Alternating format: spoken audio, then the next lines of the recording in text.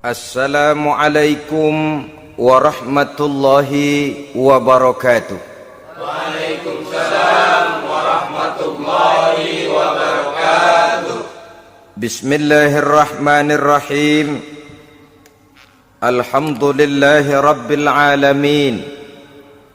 Wassalatu wassalamu ala ashrafil anbiya'i wal mursalin, Sayyidina wa maulana Muhammadin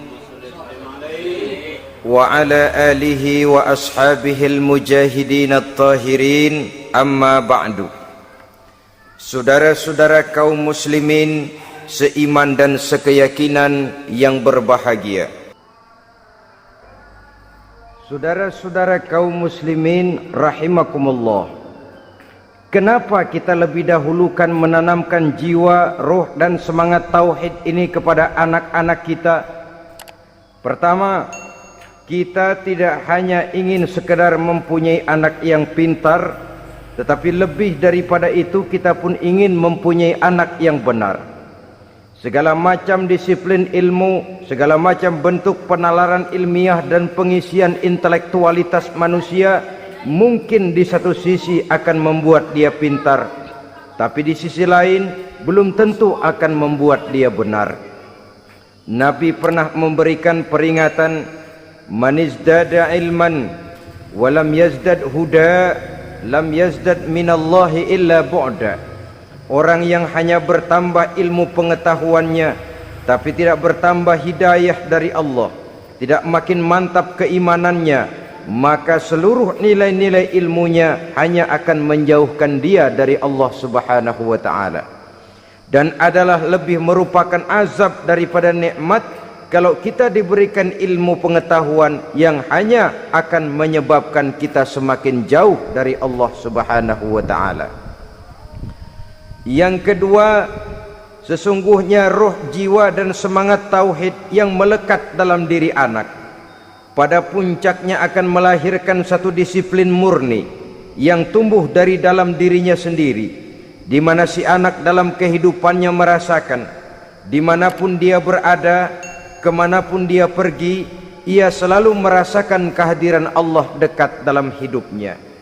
Ia sadar sesadar-sadarnya bahwa tidak ada satu perbuatan yang bagaimanapun kecilnya yang bisa disembunyikan dari kekuasaan Allah Subhanahu wa ta'ala. Yang ketiga, dengan penanaman roh, jiwa dan semangat iman ini, maka diharapkan anak-anak nanti pada pertumbuhannya sanggup mengendalikan hawa nafsunya.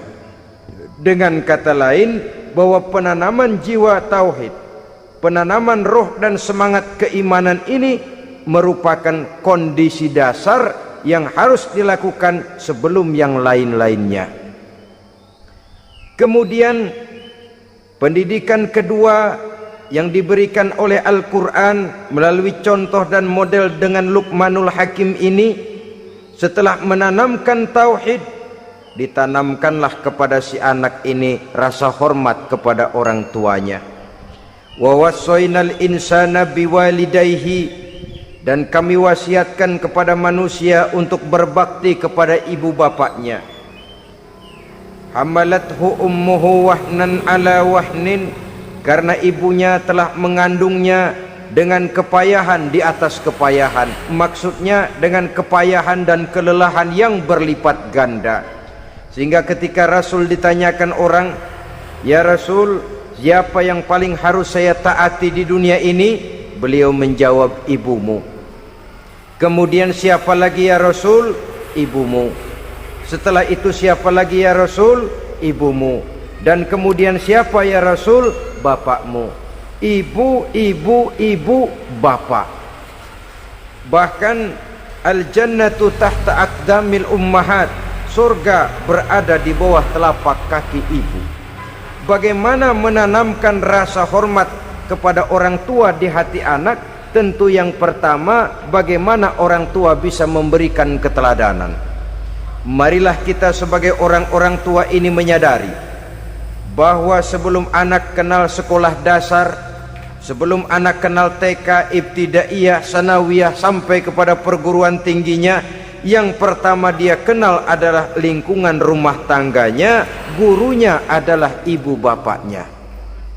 Di sini berlakulah apa yang dinamakan keteladanan.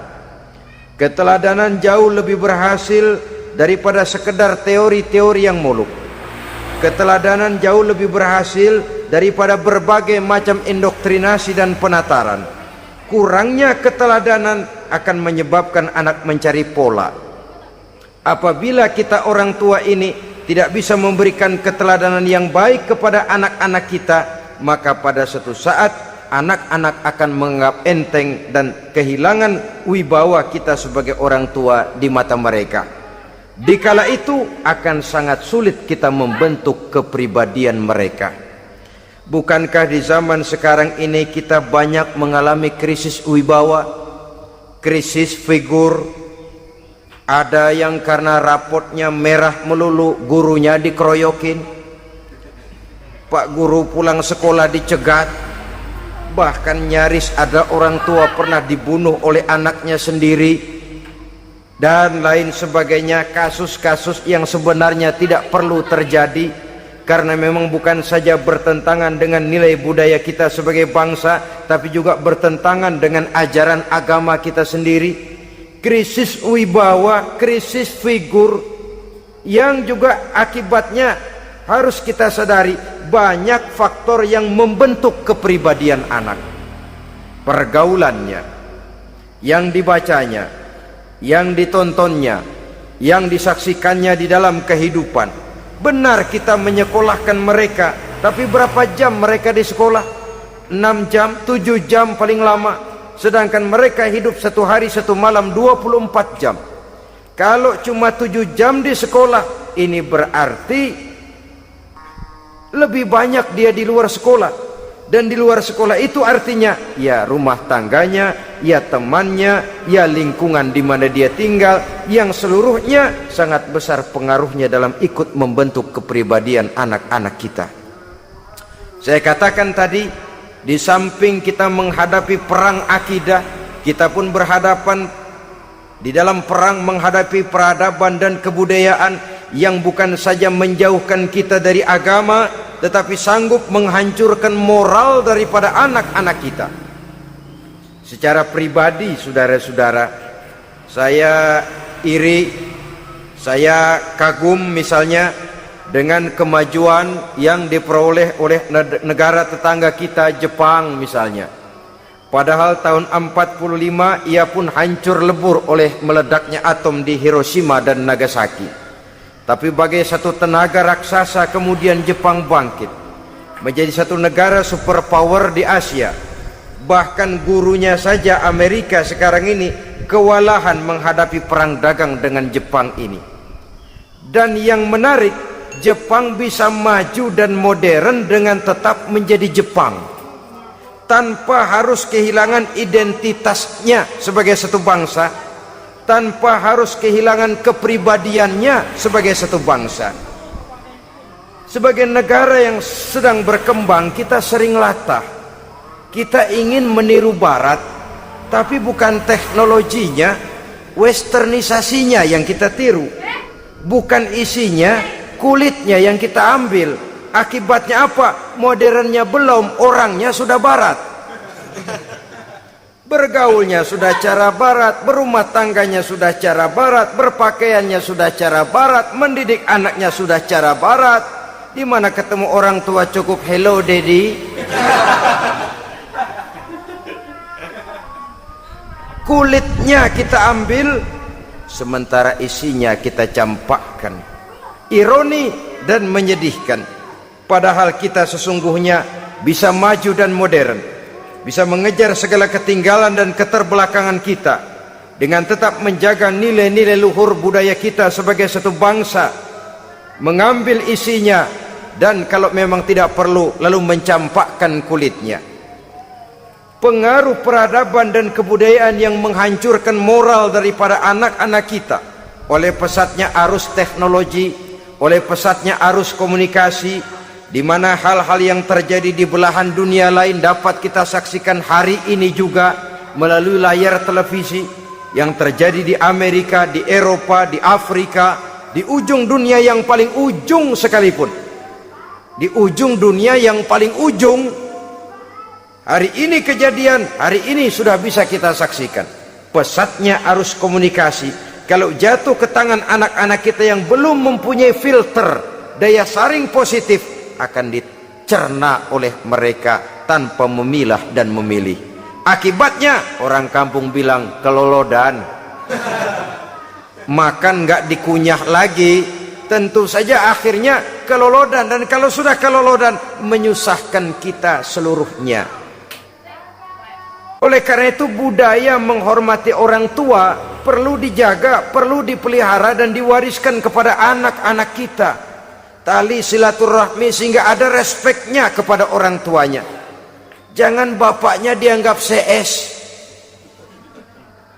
ibunya dianggap CS, kakeknya dianggap CS. Hilang rasa respek, hilang rasa menghormati. Sementara orang tua sendiri tidak bisa memberikan keteladanan, kurang mendapat perhatian dan lain sebagainya.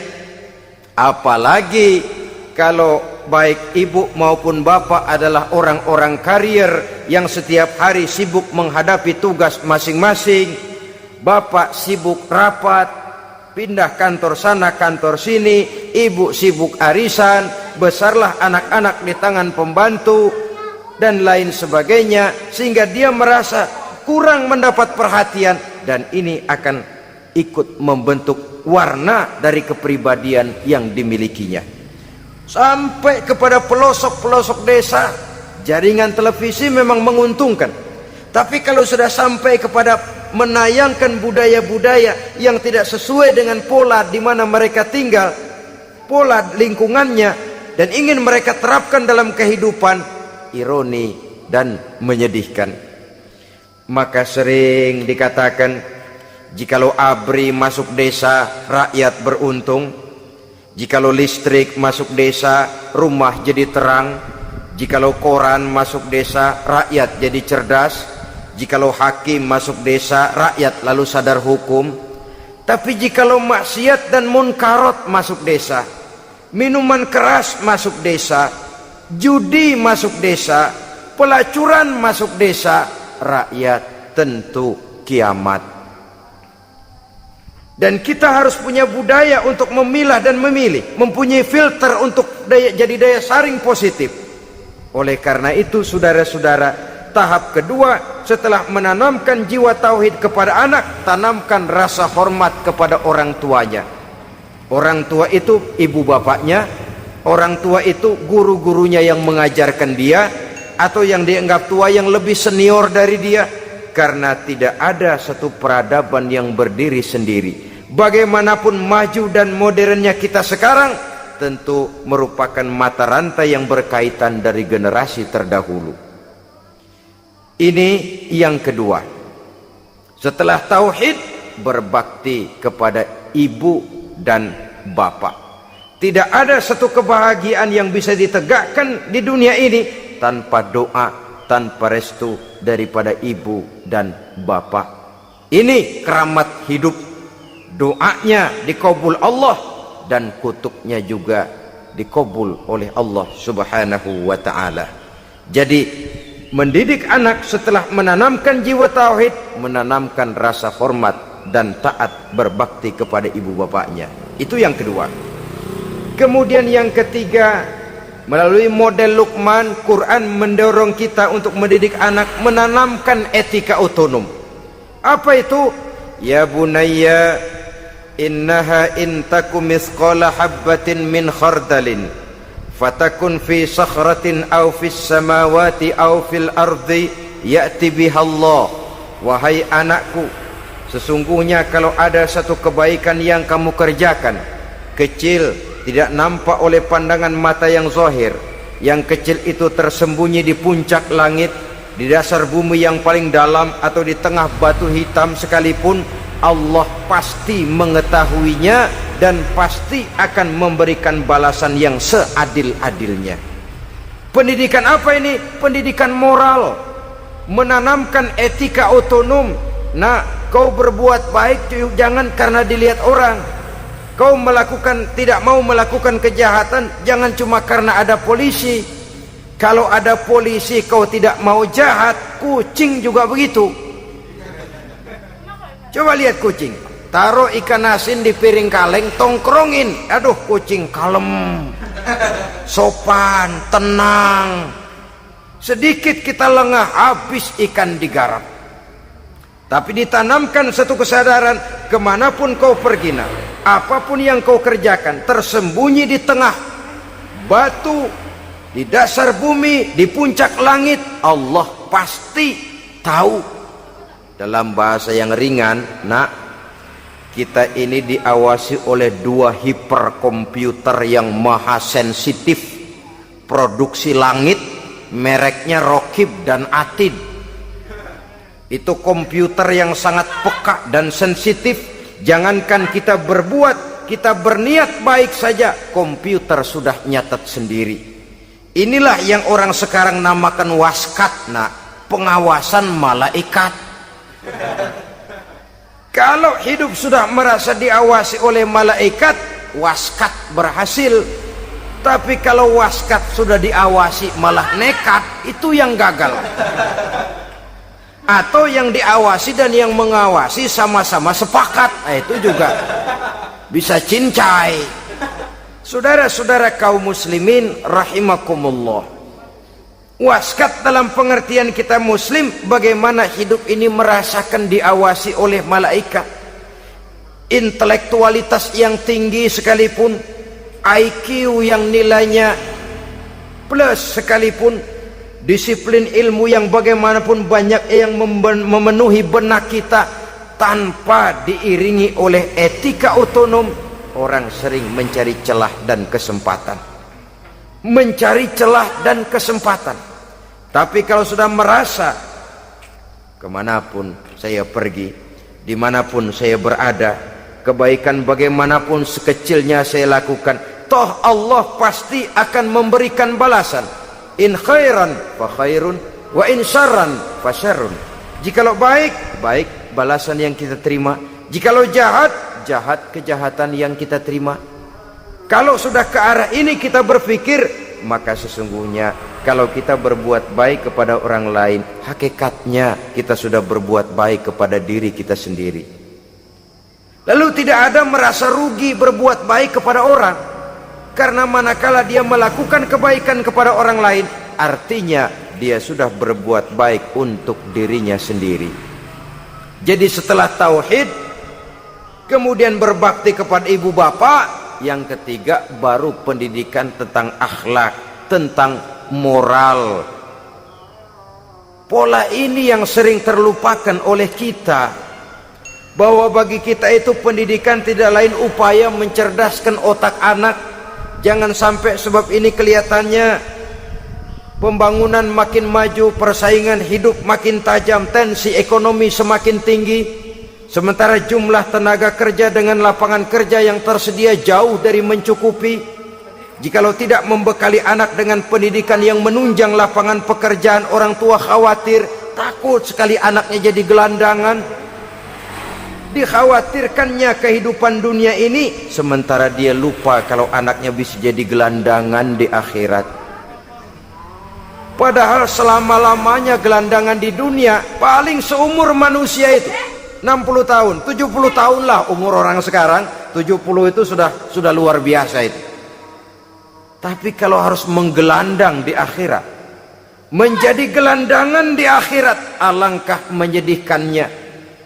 Apakah akan kita korbankan satu kehidupan yang langgeng, abadi, cuma karena tertipu oleh fata morgana dan kamuflase?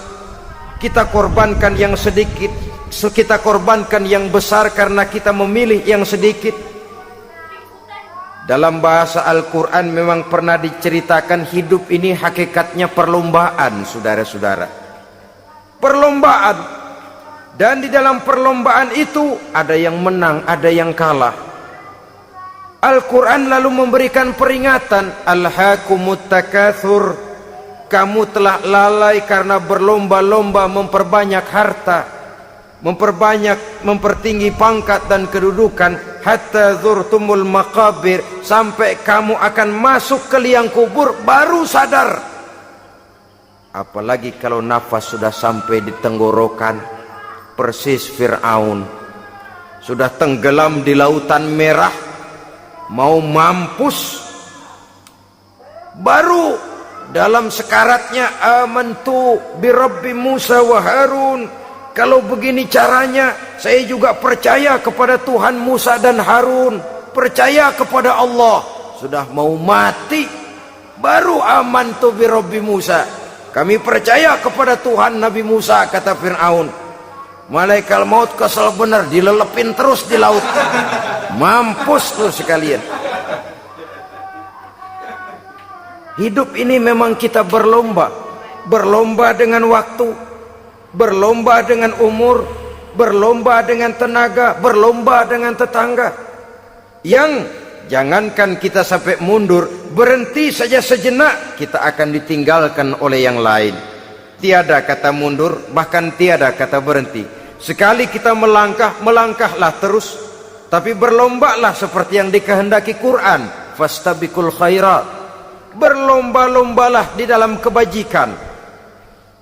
Jangan berlomba-lomba di dalam kemaksiatan, kemunkaran, kejahatan. Berlombalah dalam urusan kebaikan. Saudara-saudara kaum muslimin rahimakumullah, tauhid, berbakti kepada ibu bapa, kemudian pendidikan tentang moral.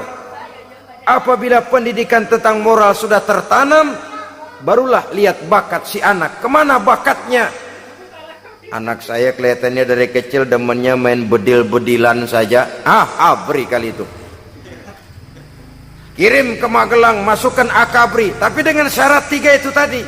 Iman sudah tertanam, rasa bakti kepada ibu bapak sudah ada, dan punya nilai moral.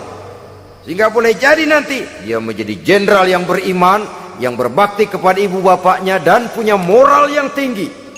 Kan lebih baik rakyat rendah tapi akhlaknya tinggi, daripada pejabat tinggi tapi moralnya rendah. Jauh lebih baik rakyat rendah punya moral tinggi ketimbang pejabat tinggi punya moral rendah. Nilai moral ini yang jadi ukuran dan barometer di masyarakat. Yang ini yang sering kita lupakan, bahwa kehancuran satu bangsa dimanapun di dunia ini selalu dimulai dengan kehancuran moral daripada bangsa itu sendiri. Sekarang membina nilai moral ini berat. Gadis kita, remaja, putri, diberikan pakaian jilbab, mungkin dia sendiri masih setengah-setengah, ditambah lagi oleh ledekan temennya. Jilbab lah kuno, bau sorga lah, bau masjid lah, bau menyan lah. Ditanamkan rasa malu untuk hidup dekat dengan agama. Kalau moral semacam ini sudah tertanam, sedikit demi sedikit kita mulai mengucapkan selamat tinggal kepada agama. Dan kemalangan apa yang lebih malang kalau kita sudah jauh dari agama ini? Bukankah Islam telah menyelamatkan manusia dari penyakit jahiliyah dan membawanya kepada satu kehidupan yang maju dan modern?